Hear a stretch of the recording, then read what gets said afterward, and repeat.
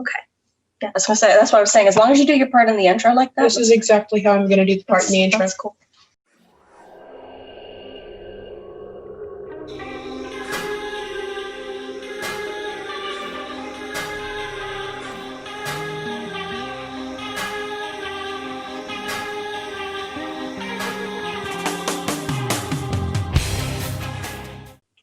Greetings, creatures! I'm Rachelle.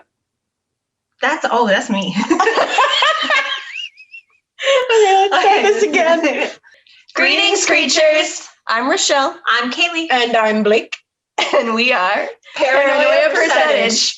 We're just three girls who are a little anxious about our world. And if you don't know what we do here, We're fascinated by cryptids, conspiracy theories, and pretty much everything weird. You didn't do it in the duck face. I didn't do it. No, I'm gonna do it again. Retake. Let's talk about Agatha Christie. Let's do it. I don't know much about this. Do you know who Agatha Christie is? Kinda. Kinda. Okay. So Agatha Christie was known as the quintessential queen of crime. She was an English author, prolific in like the 20s, 30s, 40s. That's the only reason that I know her, because of literature. Yeah? Have you read anything by her? No. I haven't either. Okay. I was just an English major, so like I know of her, but I didn't read her. That's fair. I like only read textbooks, so all these like amazing authors and stuff, like I don't know any of their work. Reading is all I do all day long, every day. Not same.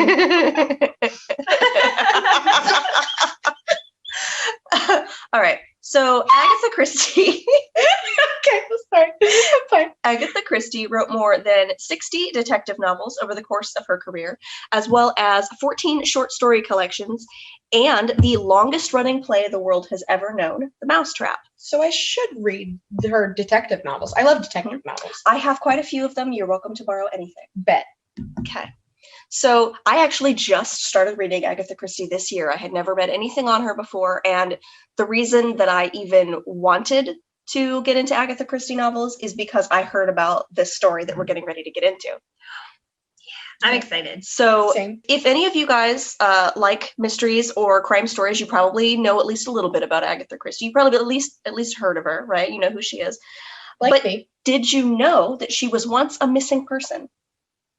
I didn't know that until you had told me about it. Mm-hmm. Once a missing person. Mm-hmm. She was once a missing person.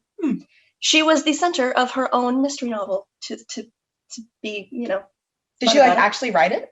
No, this really happened. Oh, she should have written it though. She should have like done like an autobiography or something. She did write an autobiography. Yeah, but she left it out. She left it out. Oh. So this is still a mystery.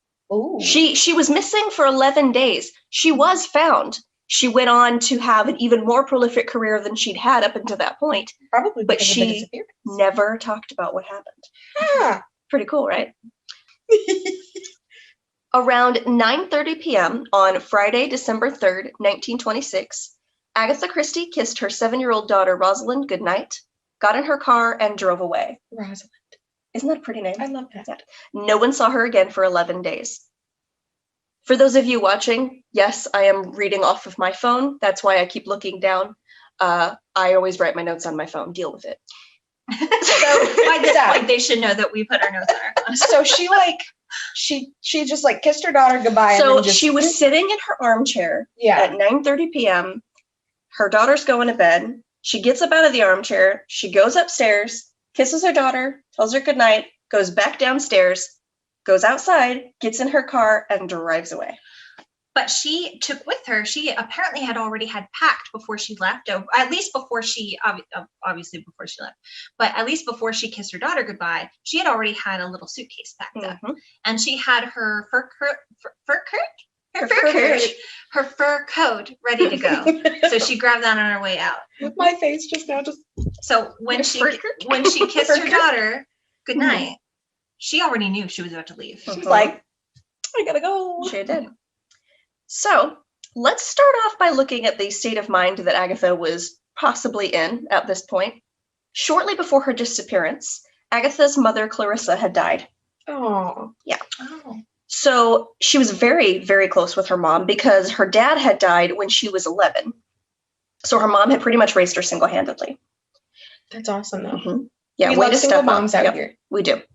So right after Clarissa died is when her husband, Archie Christie, decided to announce that he wanted a divorce. Wow. Great timing, dude. What a great guy, Yeah. right? Yeah. You want to know why he wanted a divorce? Why? He had fallen in love with his mistress and he wanted to marry her instead. Who was disgusting. his secretary, who was 10 years his junior. That's disgusting. Yes. Isn't it? That's disgusting. Yeah. He fell in love with his mistress, a Miss Nancy Neal. And you have a daughter.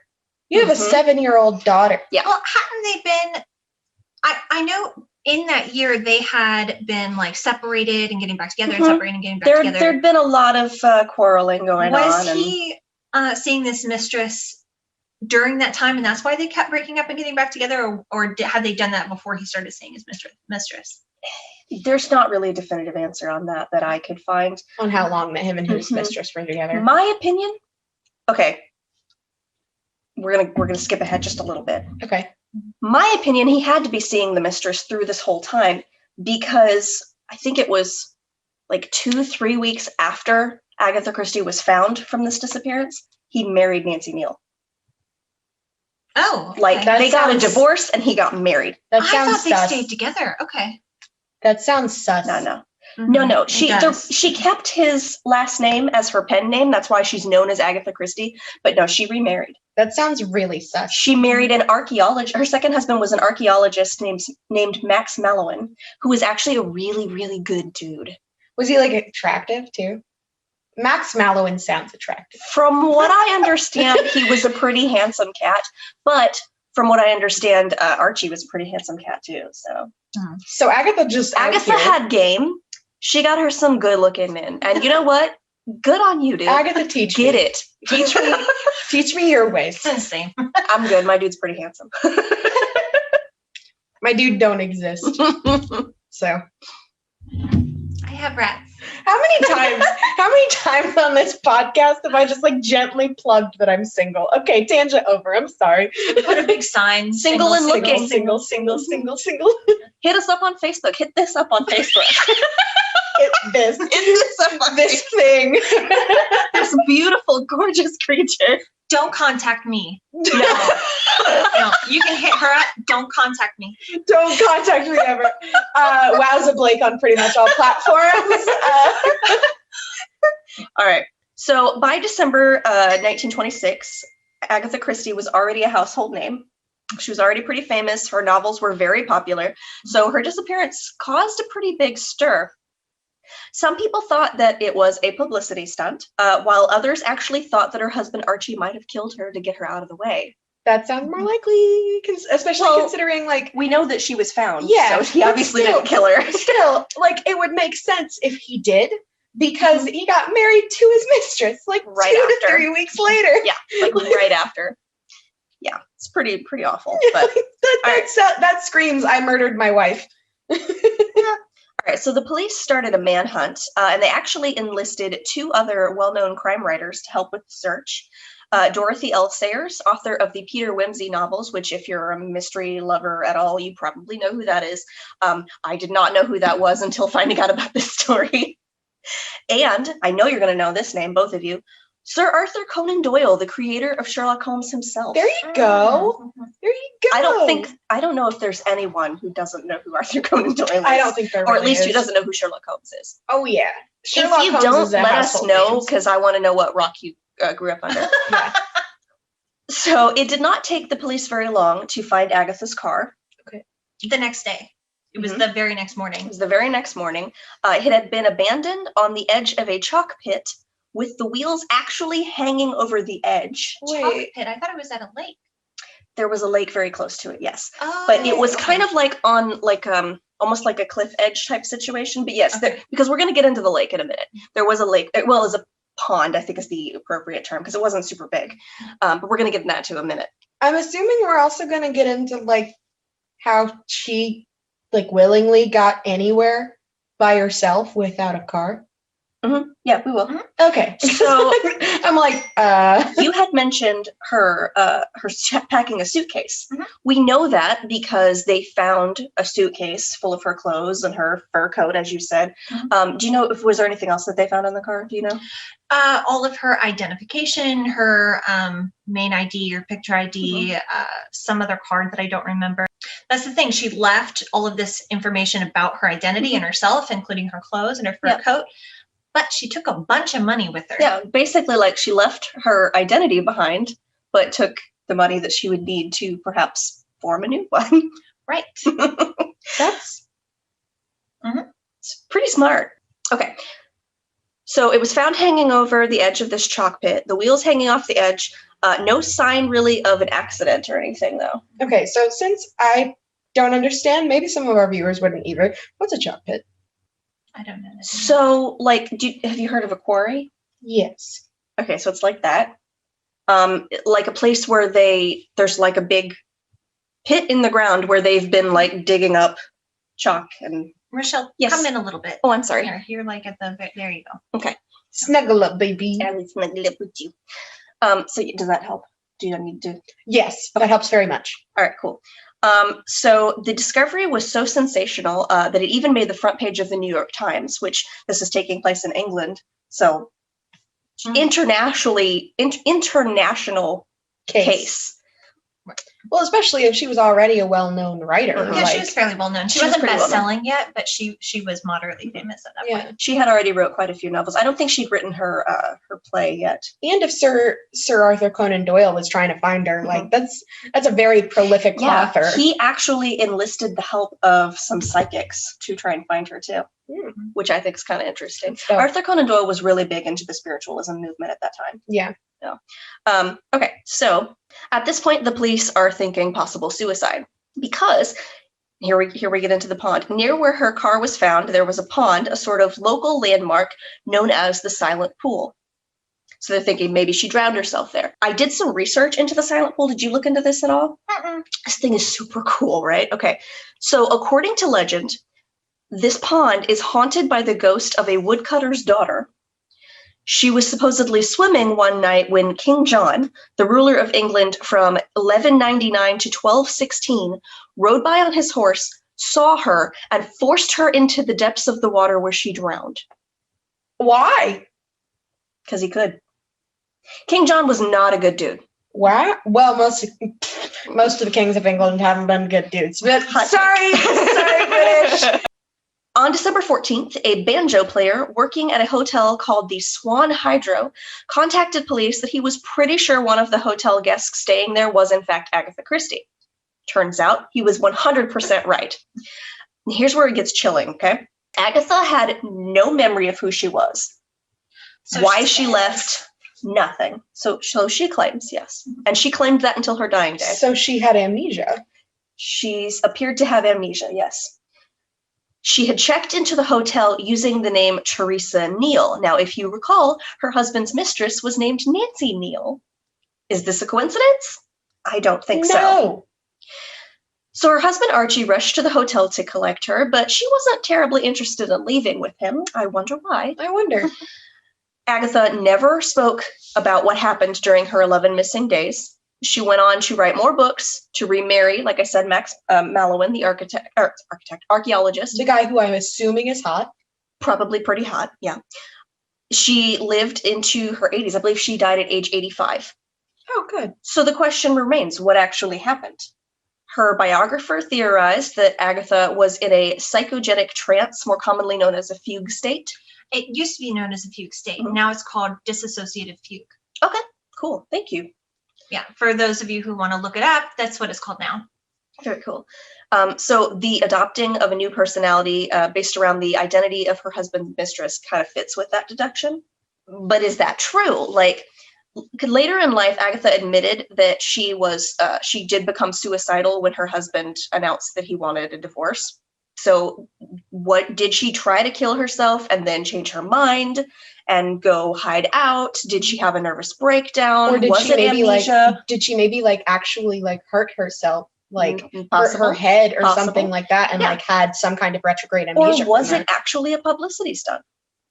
We don't know. I mean, that wouldn't make sense to me for it to be a publicity stunt because she never talked about it. Yeah.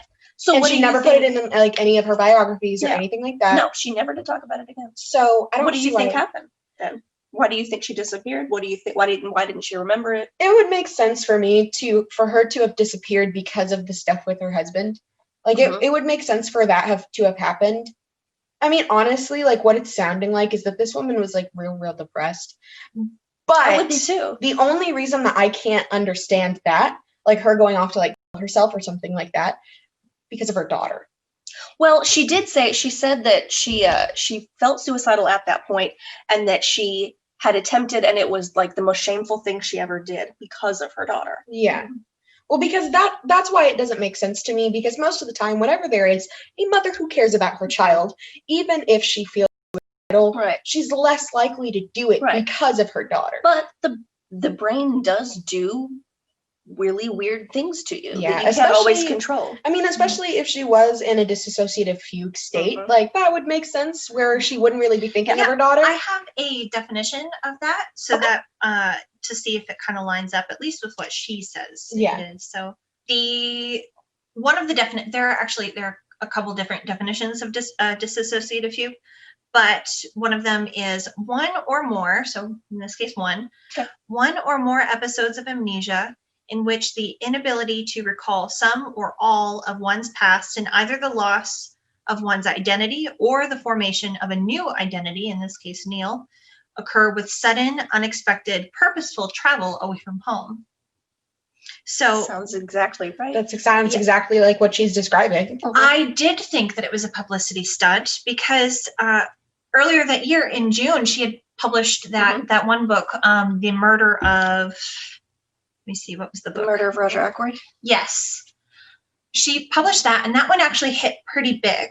It did. But she had not gotten a bestseller yet. To date, that's still one of her top sellers. Yeah. She had not gotten a bestseller yet. She was big, but she wasn't huge. And at first I thought maybe that it was a publicity stunt because she wanted to surround herself with international mystery to kind of sell more copies of that book. But after hearing about the other theory about maybe dissociative fugue, I think that's the most likely, personally. Like, for me, if it was a publicity stunt, she was a real bad mom. Like, because if you're really going to put your child into the hands of your husband who is leaving you for a mistress, just because you want your book to become a bestseller, that means you're a real crap mom. After they got divorced, she got custody of Rosalind. Rosalind didn't really have much to do with her dad, as far as I know, after that. Yeah, so like leaving her daughter with a man that she wouldn't do that. There's a reason, though, that I kind of question that, though, because part of that is that it's almost like a break. They totally separate themselves into a separate identity, right? Which it seems like she may have done. However, she packed that bag before she said goodnight to her daughter. If she thought she was a different person, why would she tuck her daughter into bed and say goodnight to her and give her a kiss? Well, it's possible that she because in her head, that wouldn't have been her daughter. Maybe it's possible that she was intentionally going to take a few days away to kind of like give herself a little bit of a break because she could feel that she was going to break mentally. Then on the way to wherever she was going, she suddenly flipped. And that's why all of her identification was left. That's why all of her like fur coats and everything was left. Because in that moment, all you're thinking of is like, oh, I need to survive, but I don't know who I am. Right. There was supposedly a note that she had written to her brother-in-law saying that she was going to a spa for a few days. See, yeah. But police don't believe that note is legitimate. Oh. So they think that like somebody else wrote it? Why would they do that? Why would they do that? Don't know. It's one of the great mysteries of the story. Are they sure that she took her car by herself? No, not really. No one saw her do it.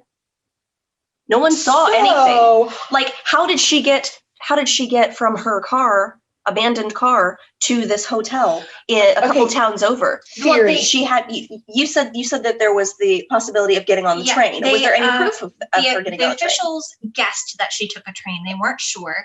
They had one person who had come out and said that they thought maybe they saw her, but there was no confirmation. Same with the hotel. it is suspected that she was there the whole time, but for some reason, there was no proof that she checked in. So, theory. And no one noticed her until the 11th day. No, they noticed, that's the thing. In retrospect, they believe that they noticed her the whole time playing games with other people in the hotel, dancing, that kind of stuff. So there's a very good chance she was just there the whole time under that other name. Yeah. But yeah, she wasn't officially confirmed until the last day. So theory. What if, and this is just like a completely like off the wall theory based on the facts that I have been given. An educated guess. So what if her husband, fed up with not having separated from her yet and wanting to be with Nancy O'Neill, or Nancy Neal, whatever her name is. I don't like mistresses, y'all. Y'all make me mad if you're listening. Okay. Homewreckers beware. Homewreckers beware. Blake hates you. Anyway. But remember that one episode? You're a homewrecker. Oh yeah. Remember? True. She's not actually a homewrecker. I never claimed to like. That was the Keanu Reeves thing. Right? I never claimed to like myself. Anyway. Listen to our Conspiracy Nuggets episode. Basically, what if her husband was like so mad that he hadn't separated from her yet, that he decided that he was going to make her disappear, whether that be murdering her or like giving her a new identity and forcibly making her like leave. It's possible. And maybe she could have felt threatened if she had come out and said that. Exactly. So then he packs up all of her stuff like that she would need for like a few days like spa at somewhere else. And like that's why he like got her forms of identification. That's why she had the money to like get a new identity, because he was going to make her have a new identity. Honestly, he probably had the capabilities of doing that because he was a colonel in the military. And then what if he hurt her? Like he hit her over the head or something like that, because he was trying to threaten her more. I don't think they found any evidence of violence on her, though. Did she have a medical examination? Because, like, you can't really see if there's an injury on the head if there's hair. That's a good question. I don't think there was any examination done. I don't think she really allowed for anything. Yeah, so what if she got hit on the back of the head or something like that, where your hair would cover it if you got injured? And then she suffered some kind of amnesia from that. Maybe. And genuinely doesn't remember what her husband did to her. And that's how she got from this car to this hotel. There's any number of possible theories, and we'll never really know because the only person who really knows is Agatha herself. And she might not even know. And she might not even know. I believe my theory now. No other theory is valid. I'm kidding. Canon now. This is what happened. This is no longer canon. This is we canon. have no idea. No, absolutely not. It's not like I personally know Agatha Christie. We'll probably never know, but it's just a cool little mystery of like what happened to her for those 11 days. It certainly makes her mystery novels a little bit more interesting, doesn't it? A little bit more interesting. What's the percentages that you believe what? Okay, so my percentage that I believe in her story that she just like disappeared and like doesn't remember anything, like especially considering she never wrote about it, she never talked about it. Like I'm pretty faithful in that one. I'm probably about it like at an 85%. Yeah. I'm just say it. Like I don't even believe very much in my theory. Like I'm probably like a 10% on that one. Yeah. Do I think it was a publicity stunt? Absolutely not. Like probably like 1%. And that's being generous. I agree. I also do not think it was a publicity stunt. Yeah. I think that she was in some sort of, that's okay. If you believe that, you can. That's I don't know. I think that she was in some sort of the disassociative state. I'm with you. I'm probably about 80. Just to be different, I'll say 82%. 82. That she was in a fugue state. Yeah. And I like 5% possibility that it was a publicity stunt. I just don't see her doing that to her child. Yeah, to her child. If there was no child in the VIX, absolutely publicity stunt. But I think she was a good mother. Yeah, but a child that she like actually cared about and took full custody of after the situation. I don't think she would have done that. Yeah. I'm at probably 60% that it would, no, we'll say 55% that she was in a dissociative fugue, but 5% that she had to get away from her husband because he was dangerous of some sort, whether he threatened her or not. Definitely a possibility, yeah. And then she didn't take her child. The rest, yeah, I don't know. I mean, it seems to me that he was just more concerned with starting over. Maybe he didn't want the kid to, hinder that. Yeah. And then the rest of the percentage is publicity stunt. So like 40%? So like 40% publicity stunt for me. Yeah. Yep. I definitely think that maybe her publicists, especially after she was found, probably ran with that and used the publicity it generated, making it bigger. Mm-hmm. Oh yeah, absolutely. But I don't think that she intended for it to be that way. No, at all. So this has been a really, really short episode of Paranoia Percentage. I really hope you guys enjoyed it. Bye. I'm Kalie. I'm Rachelle. And I'm Blake. And we were Paranoia Percentage. Peace. You can find us on Twitter at Paranoia Percent, Tumblr as PDubs Podcast, and Facebook and Instagram as Paranoia Percentage.